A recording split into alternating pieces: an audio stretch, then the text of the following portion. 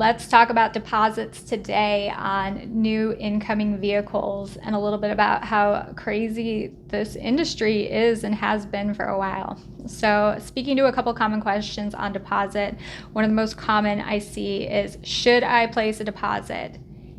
Yes. 100% you should be placing a deposit on an incoming vehicle if you know that that's the direction that you want to go. A refundable deposit is going to be more favorable, especially as interest rates skyrocket, all kinds of variables just go bouncing all over the place. But as long as you have fleshed out the terms and clearly understand the pricing structure, exactly what you're committing to essentially, because a lot of the things can't even be determined until the vehicle hits the ground, like financing terms, leasing programs, etc.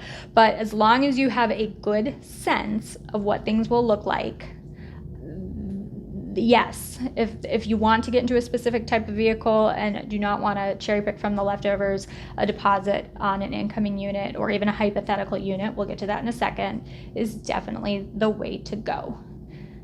Second, should I place a deposit on a unit that I have no concrete information on? In a lot of situations, yes. If you want to be on a list that's 1,000,000 miles long, it's how it's functioning, because truly on our end, operationally, it wouldn't work in any other way, shape, or form. And it's not something that we want to do. We don't want to say, well, maybe we'll be able to get you a car in XYZ or ABC time. But it's just the fact of the matter and the truth of things right now. And this is how it works in this, given moment and snapshot in time. And the key and core on that is you have to stay flexible. You have to stay open. You have to understand that, the car you may have been discussing and kind of having in your head would be configured one way, but the one that you're getting may have some variances to it simply as a function of how the manufacturer chose to build it. And yes, it may potentially swing your price a chunk either way.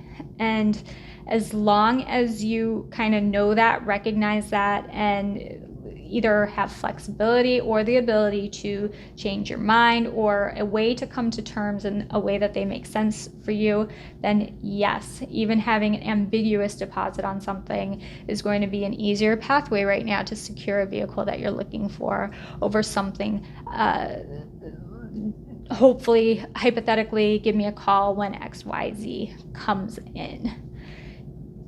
3, if you have a car in transit right now, think of it in a binary way and you will be a much happier customer. And what I mean by that is, the car, is it here? Yes or no? Those are the only 2 things that matter. And the reason I say this is that it doesn't matter if it's caught in shipping or if it's on the train. It doesn't matter if it is missing a part or fully assembled and stuck on a boat somewhere. Right now, the accuracy and completeness of the information that even we're getting on our side of things, it's lacking. It's simply lacking. So it's a function of goofy things are creating goofy outcomes, because that's what a global supply chain disruption is. And that's what, major staffing shortages produce.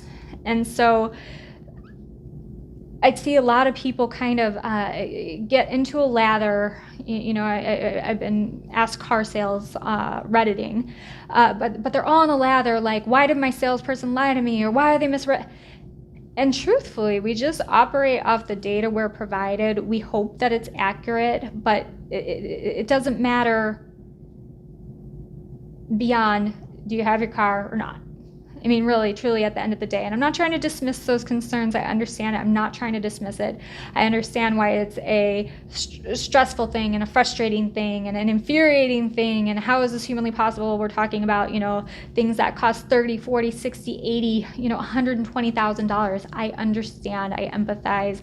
I share your frustration. I'd love to sell more cars than I have been capable of selling right now as a function of all this.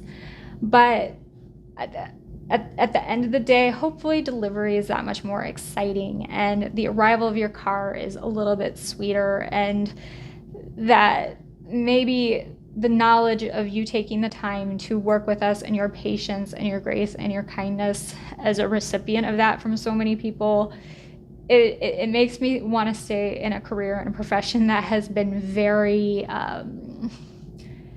ebbs and flows, tumbleweed, flood, all kinds of things. So on the deposit front, if you know what you want, yep, go for it. If you know what you want, it doesn't exist, yep, go for it. And if you got something in transit, it's here or it isn't. Good luck, happy shopping, and happy patience.